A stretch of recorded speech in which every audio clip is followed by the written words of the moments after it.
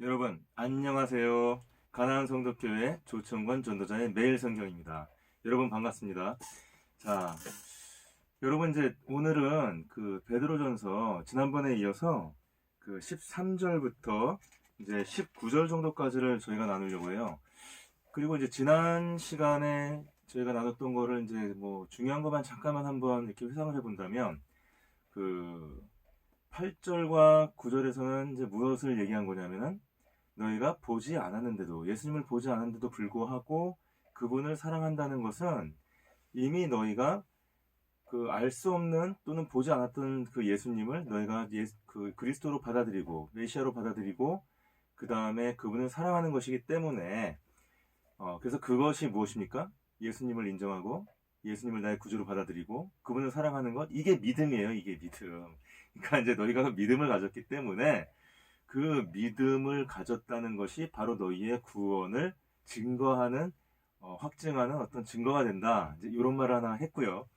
그 다음에 이제 이 베드로 사도가 이 수신으로 삼은 사람들은 소아시아 지역에 있는 흩어져 있는 예수 그리스도를 영접한 유대인들이었잖아요, 그죠? 그래서 유대인들에게 이 구원의 소중함, 그 다음에 이제 구원의 어떤 그 확증을 전달하기 위해서 베드로가 무엇을 얘기했냐면은 예언자를 말씀을 이렇게 이제 얘기를 했죠. 뭐냐면은 그 예언자들이 예전에 이제 뭐 상당히 그 당시에 이제 그 정신적으로 발달하고 이제 뭐 하나님의 뜻을 이렇게 입술에 실어서 이렇게 전달하는 하나님의 영을 받은 사람.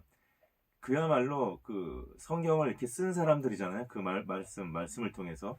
그러니까 이제 그러한 어떤 그 선지자들이, 예언자들이 바로 무엇을 이야기한 것이냐면은 예수 그리스도가 오셔서 바로 너희들이 구원을 받을 것임을 이렇게 예언을 했다는 것이에요. 그래서 그 예언자들은 무엇을 위해서 살았습니까? 바로 예수 그리스도가 오실 것에 대해서 전하고 증거하고 그 다음에 그것을 갖다가 선포하기 위해서 그래서 살았고 또 그렇게 그 일을 하다가 또 그렇게 죽어갔던 것입니다. 그런데 그 예언자들은 사실은 어떻게 본다면은 아직 벌어지지 않은 일을 하나님의 영이 그 입술을 벌려서 말씀을 하게 하신 거기 때문에 정확하게 이 예수 그리스도의 십자가 사역이 어떻게 되는 것인지 구속 사역이 어떻게 되는 것인지를 알 수는 없었죠. 그래서 그들은 어떻게 했습니까?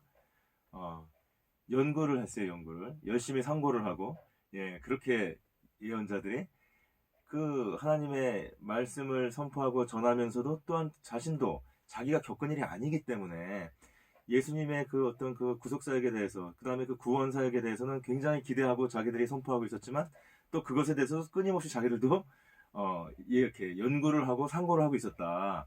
근데 그들이 연구하고 상고한 이유는 자, 두 가지가 있었어요. 하나는 뭐냐면 예수의 초림 시절 그분의 어떤 그 고난에 대해서 또 얘기를 하고 또 예수의 재림 시절에 오실 그 영광에 대해서도 얘기를 하고 즉 예수 그리스도에 대해서 얘기를 하는 것이죠. 그 다음에 그 예수님의 그 사역은 누구를 위한 것이에요? 바로 그 예언자들이 바로 그렇게 연구하고 했던 그 구원의 대상들이 바로 너희들이다. 베드로가 지금 이 유대인 그리스도를 믿는 유대인들에게 바로 그 얘기를 하고 있는 거예요. 바로 너희들을 위해서 예언자들이 그렇게 옛날부터 연구하고 그것이 바로 구약 성경이 된 거고 그래서 실제로 이루어진 어떤 예수 그리스도의 사역 그 사역 때문에 너희가 구원을 얻은 바로 그 구원은 그토록 소중한 것이야. 이제 이런 얘기를 한다는 것이에요.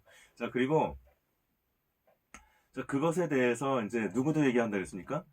예언자도 얘기하지만 또 그 지난 시간에 보면은 어, 이 하늘로부터 보내신 성령을 힘입어 복음을 전하는 자들 이제 사도들입니다. 사도들. 그 예수님을 이렇게 옆에서 모시고 배웠던 그 사도들, 그들이 초기 교회에 예수님을 전파하고 전하고 하면서 이 복음이 이제 전파된 거잖아요. 그러한 자들은 이미 겪었잖아요. 예언자들은 아직 일어나지 않을 일을 앞을 이렇게 예언하면서 봤고, 이 사도들은 예수님께서 함께 생활하고 하다가 그분께서 십자가 못 박혀 돌아가시고 부활하신 것을 봤죠. 그래서 그것들을 이 사람들은 직접 경험했고 느꼈기 때문에 그 진짜 이 제자들 중에 12사도 중에는 어떻게 본다면 그 새로운 12사도 중에 한 명만 빼고는 다 순교를 당하기까지 끝까지 충성하면서 그 복음을 전하는 일을 진력을 했잖아요. 그러니까 그렇게 끊임없이 그 복음을 전하는 자들이 열심히 또한 그 자기가 겪은 것, 경험한 것을 갖다가 전하고 있다. 예. 그러니까 어떻게 본다면 이 예언자들은 십자가 사건을 앞으로 이렇게 예언으로 쳐다보는 것이고, 그 다음에 이 사도들, 복음을 전하는 자들은 예수님의 십자가 사건을 자기가 경험한 그 과거를 바라보는 것이지만, 이 둘이 바라보는 그 지점은 동일한 것이죠. 예언자들도 어딜 바라봐요? 예수의 십자가 사건을. 그 다음에 이 복음을 전파한 자들, 이 사도들 어딜 바라봐요? 예수의 십자가 사건. 근데 이 예수의 십자가 사건이 무엇을 의미하는 것이에요? 바로 내가 지금 편지하고 있는, 베드로가 지금 이야기하고 있는 그 대상, 너희들 구원받은 너희들의 그 구원을 위해서 이렇게 한 것이다. 그것은 굉장히 소중한 것이라는 거죠. 그래서 어떻게 뭐라 그랬어요? 천사들도 거기에 관심을 가지고, 원래는 이 땅에서 하늘의 일이 벌어지면 그 하늘을 쳐다보면서 막 관심이 있어야 되잖아요. 그죠? 하늘에 있는, 예를 들어서 천사들이 뭐 땅에 있는 일에 뭐 관심이 있겠어요? 근데 천사들도 이 일에 대해서는 관심을 가져서 본다는 것이에요. 예. 뭐 이런 이야기를 이제 지난 시간에 나눴던 것이고요.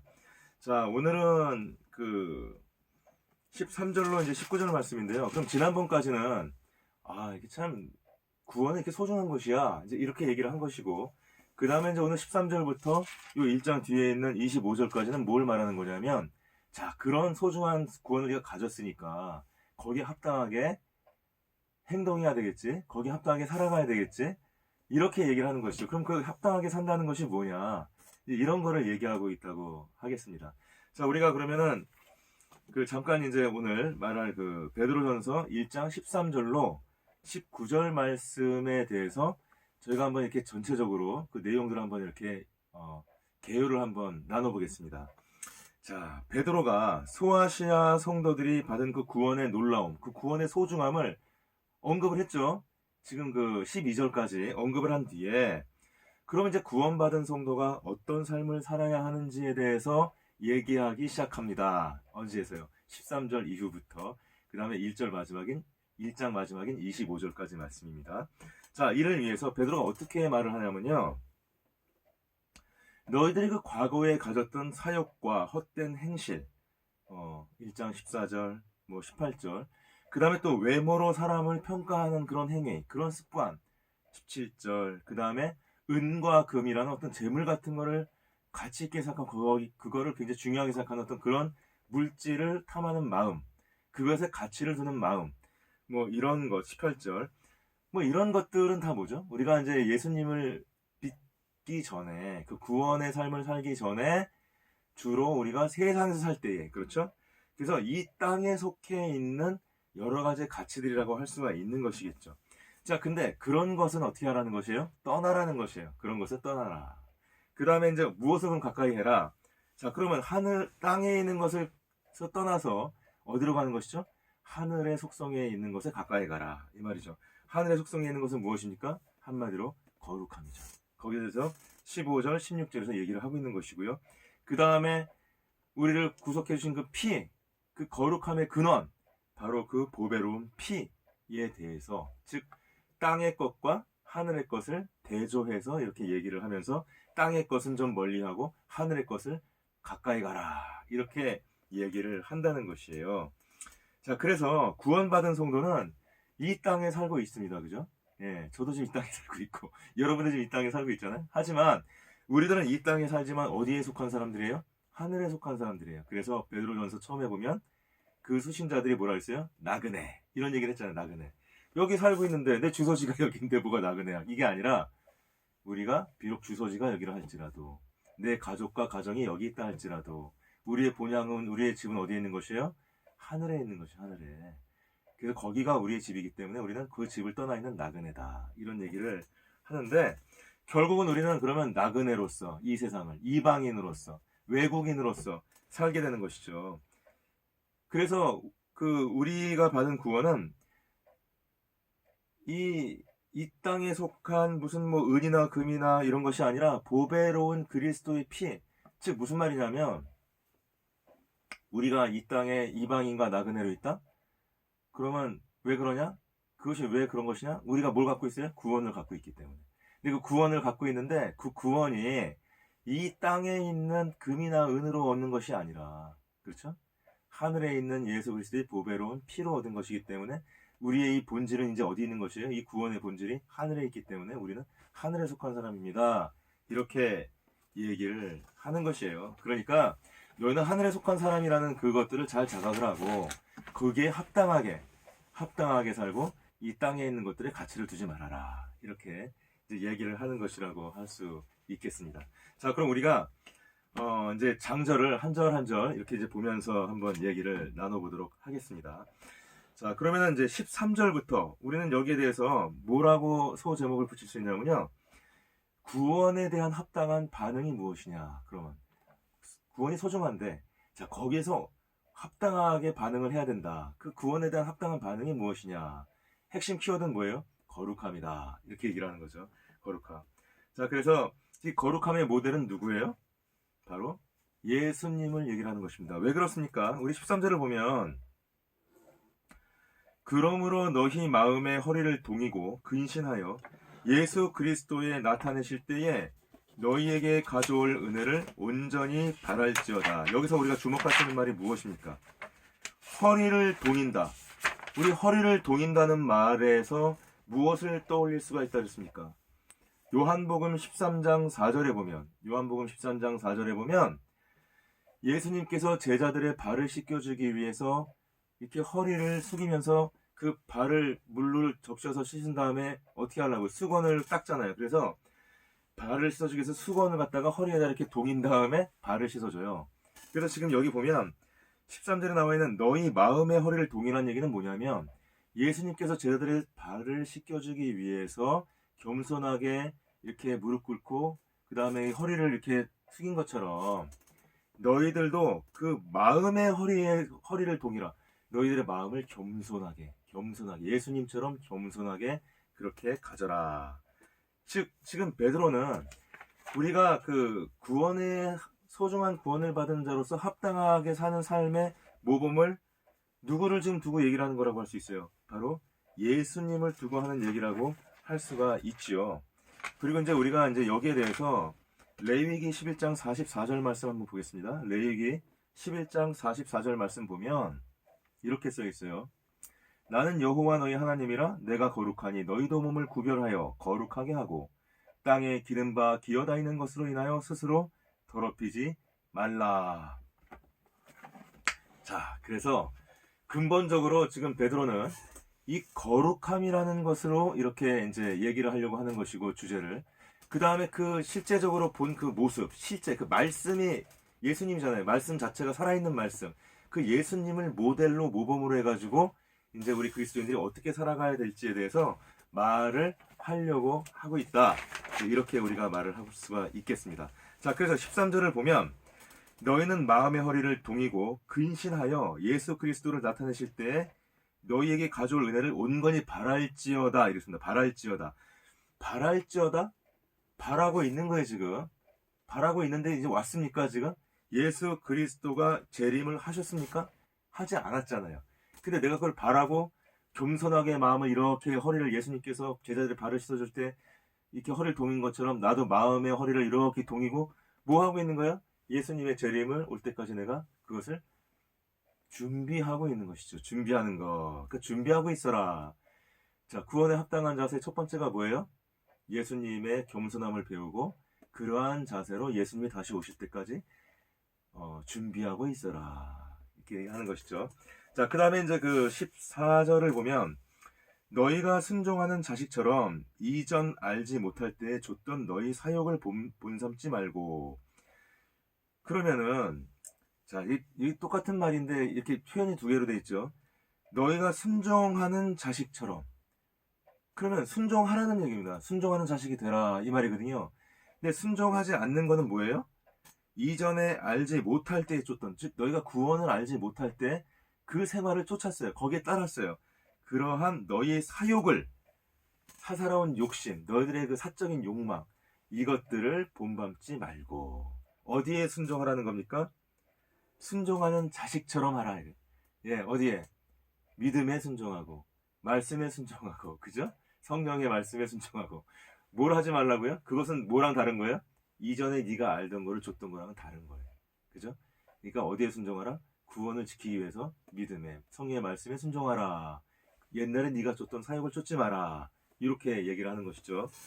그 다음에 이제 15, 16절을 보면은 오직 너희를 부르신 거룩한 자처럼 너희도 모든 행실에 있어 거룩한 자가 되라.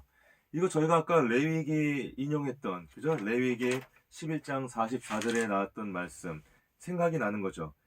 너희를 부르신 거룩한 자처럼 너희도 모든 행실에 거룩한 자가 되라. 누가 거룩하다는 것입니까? 하나님이 거룩하고 예수님이 거룩하다는 것이잖아요. 그러니까 너희들도 바로 예수님을 닮아갈 사람이 되어야 되고 그 하나님을 바라보는 사람이니까 너희도 거룩하라. 이렇게 말을 하면서 그 기록하였으되 내가 거룩하니 너희도 거룩할지어다 하셨느니라. 바로 이게 아까 말한 레위기 11장 44절 말씀을 인용을 한 것이죠. 그죠? 예, 우리가 어떻게 해야 된다고요? 거룩해야 된다는 거예요. 그 근거가 뭐예요? 레위기에서 하나님께서 이렇게 말씀을 하셨잖아요. 예.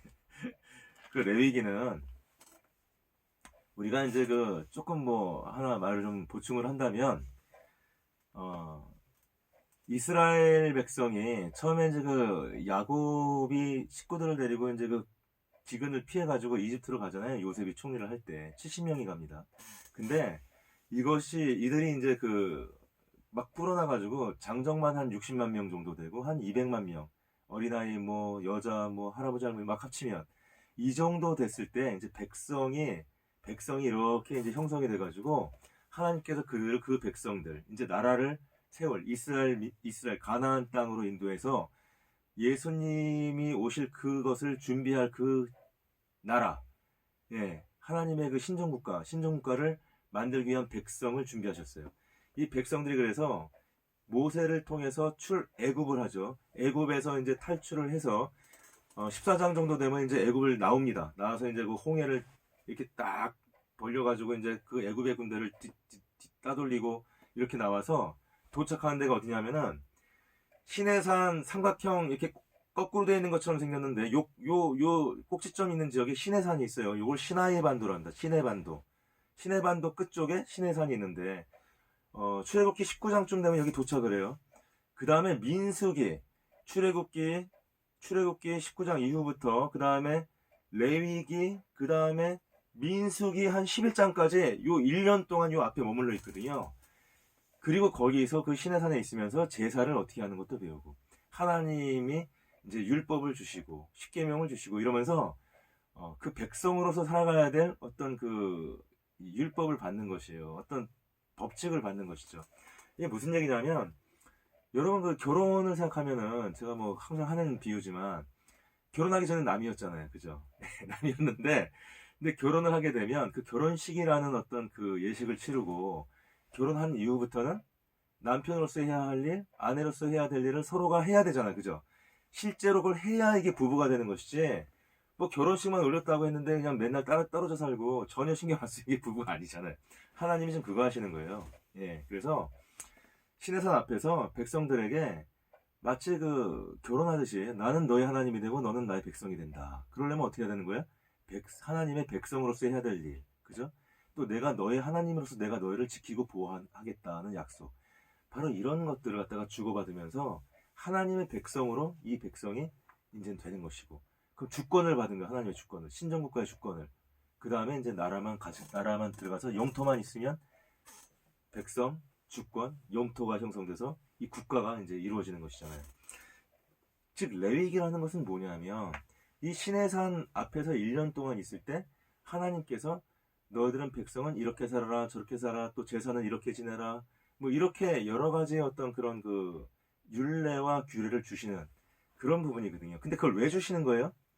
너희가 바로 나의 백성이 되기에 합당하게 하기 위해서. 그럼 그 하나님께 가르쳐 주신 모든 율법 그거를 지키는 그 어떤 행위를 한마디로 요약하면 뭐가 되는 거예요? 거룩함이 되는 거예요. 거룩함이 뭐예요?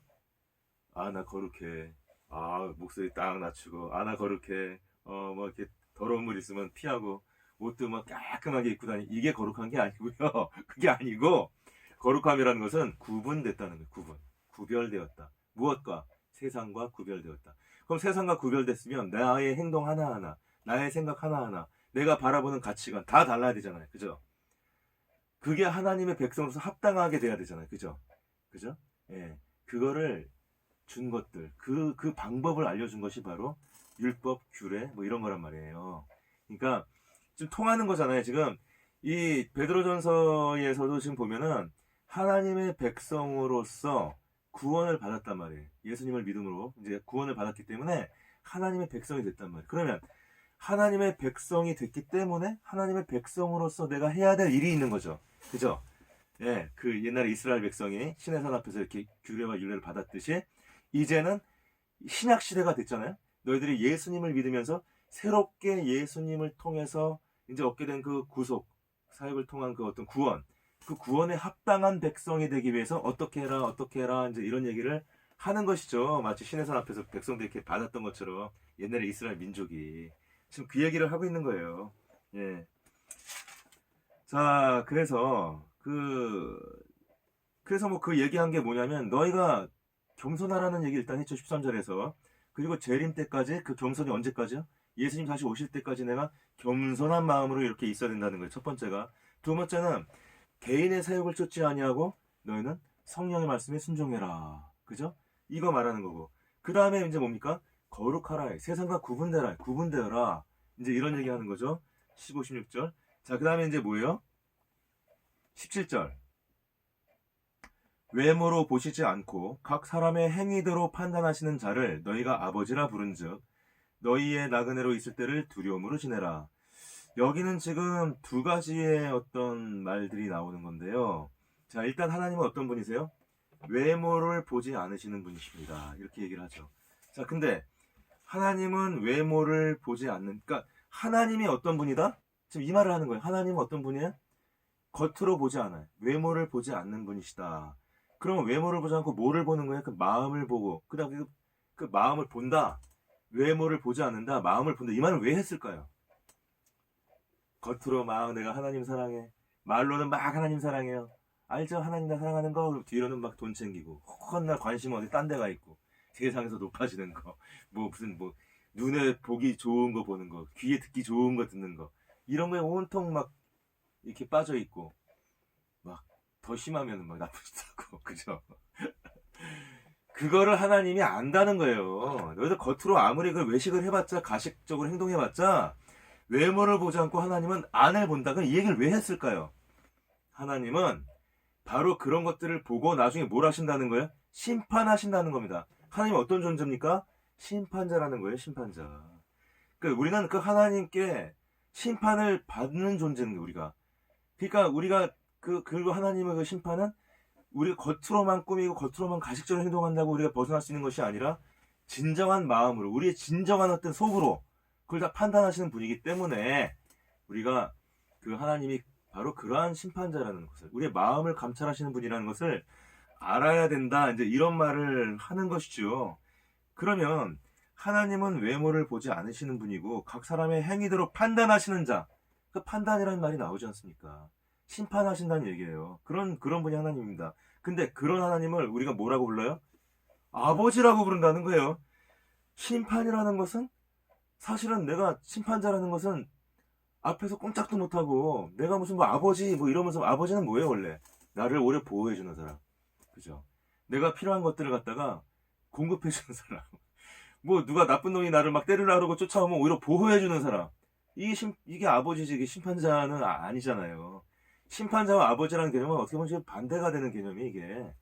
그 심판자인데, 하나님 원래 심판자인데, 뭐가 됐어요?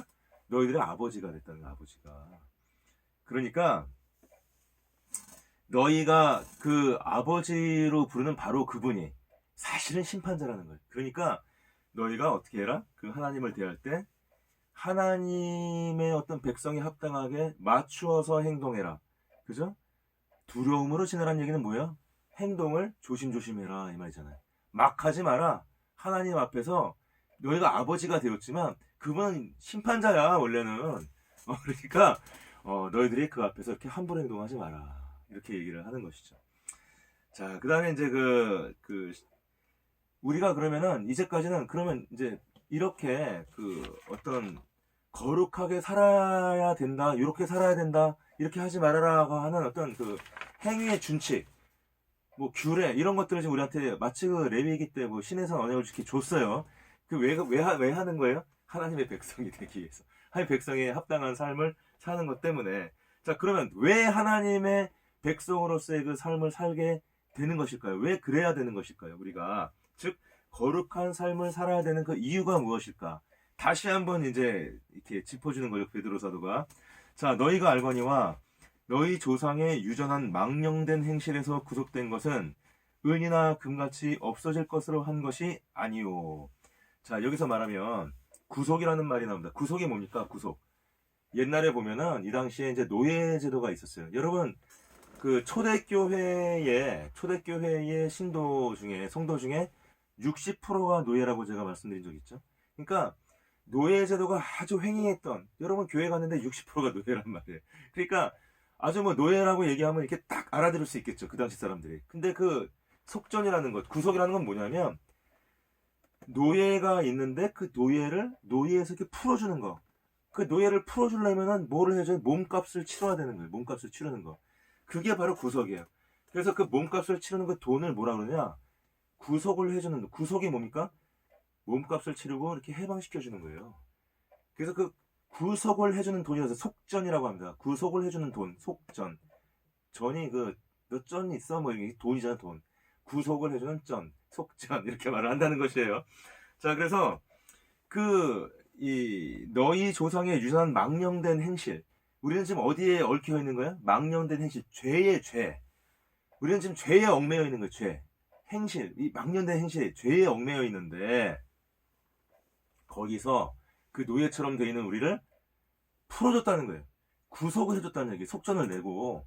그 속전을 내고 한 것은 노예들은 은을 주거나 금을 주거나 이렇게 가치 있는 어떤 재산, 돈을 줘가지고 노예를 풀어주지만, 구속을 하지만 그렇게 한 것이 아니고 19절 오직 흠없고 점없는 어린 양 같은 그리스도의 보배로운 피로 한 것이다.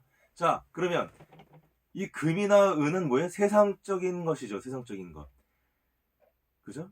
그것을 통해서 사실은 뭐 노예도 자유를 얻기도 하고 뭐 이러는 건데, 근데 그것으로 우리의 어떤 죄성을, 이 조상으로부터 유전되어 있는 그 조상 어디까지 가는 거예요? 아담까지 가는 거죠. 우리는 벌써 어린애들만 봐도 굉장히 이기적이고 뭐 자기만 알고 이런 거 보면 알지 않습니까? 그죠? 예, 우리는 죄성이 있어요. 죄성이. 근데 그 죄성에서 우리가 해방돼서 오히려 남을 바라볼 줄 알고, 그 사람의 죄성으로 사람을 대하는 것이 아니라 하나님의 사랑으로 대하고, 그죠? 또 우리가 알 수도 없는 그 하나님을, 그 창조주 존재자를 내가 이제 하나님으로 깨닫고, 이게 다 어떻게 본다면은 그 죄성에서 해방되기 때문에, 죄에서 해방되기 때문에 할 수 있는 그 행위잖아요. 근데 그거 돈 준다고 할 수 있어요? 아니, 그렇게 따지면 뭐 세상의 부자들은 뭐 다 되게 뭐 착하고 뭐 인격자고, 그렇죠? 교회 다닐 필요도 없고 이럴 거 아니. 그게 아니잖아요. 오히려 돈 있으면은 더 독하고 좀 사람들이 못된 경향이 좀 있지 않습니까? 어떻게 본다면. 예, 어떤 측면에서는 뭐 안 그런 분들도 있겠지만. 자, 그래서 우리가 여기서 알아야 되는 건 뭐냐면 그리스도의 보배로운 피만이 우리를 얽매이고 있는, 우리가 노예되고 있는 그 죄의 속성에서 해방시켜줄 수 있는 것이다. 그러니까 오히려 세상에 있는 금이나 은 같은 것에 가치를 두지 말아라. 예, 이런 얘기를 이제 하는 것이라고 하겠습니다. 자, 그러면은 우리가 오늘 그 이야기를 이제 마무리를 하기 위해서 현대인의 성경으로 지금 우리가 이 한번 같이 나눈 말씀을 다시 한번 쭉 읽어보겠습니다. 뭐 제가 이 편집을 할 때 이 영상에다가 지금 성경 구절 같은 거 다 쓰거든요. 그러니까 뭐 듣기도 하지만은 그 글씨를 좀 보면서 이렇게 정리를 하시면 좋겠어요. 자, 13절부터 읽겠습니다. 현대인의 성경 13절 그러므로 너희 마음의 허리를 동이고 근신하여 예수 그리스도께서 나타내실 때에 너희에게 가져다 주실 은혜를 온전히 바랄지어다. 14절 너희가 순종하는 자식처럼 전에 알지 못할 때에 따르던 너희 사역을 본받지 말고. 15절 오직 너희를 부르신 거룩한 이처럼 너희도 모든 행실에 거룩한 자가 되라. 16절 기록되었으되 내가 거룩하니 너희도 거룩할지어다 하셨느니라. 17절 외모로 보시지 않고 각 사람의 행위대로 심판하시는 이를 너희가 아버지라 부른즉 너희가 나그네로 있을 때를 두려움으로 지내라. 18절 너희가 알거니와 너희 조상이 물려진 헛된 행실에서 대속함을 받은 것은 은이나 금같이 없어질 뜻으로 된 것이 아니요. 19절 오직 흠없고 점없는 어린 양 같은 그리스도의 보배로운 피로 된 것이니라. 아멘. 여러분 이제 좀 내용이 들어오십니까? 예. 자, 오늘 매일 성경 여기서 마치겠습니다. 우리 또 다음 시간에 이어서 계속 또 우리 말씀을 같이 나눴으면 좋겠습니다. 여러분 감사합니다. 고맙습니다. 또 봤으면 좋겠네요.